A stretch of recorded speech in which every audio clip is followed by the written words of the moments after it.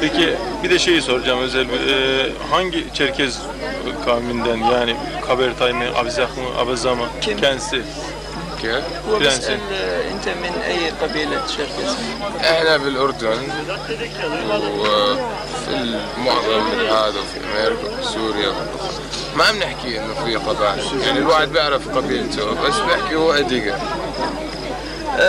Biz gerek Ürdün'de olsun gerekse Amerika'da veyahut da Çerkezlerin olduğu ülkelerde yani biz hangi Ayrım. şeye mensup olduğumuzu söylemiyoruz. Biz yani genel itibariyle Çerkeziz. Çerkez.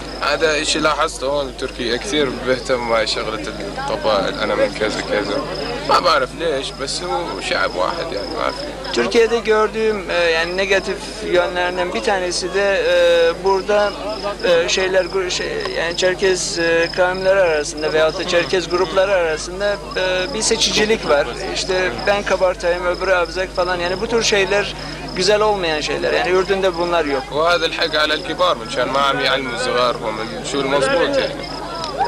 Bu konuda ben büyüklerimizi biraz suçlu görüyorum. Çünkü yeni yetişen nesile bu tür şeyleri öğretmiyorlar. Yani bunları öğretmeler lazım. Bu şeyler arasında böyle bir farkın olmadığını söylemeler lazım.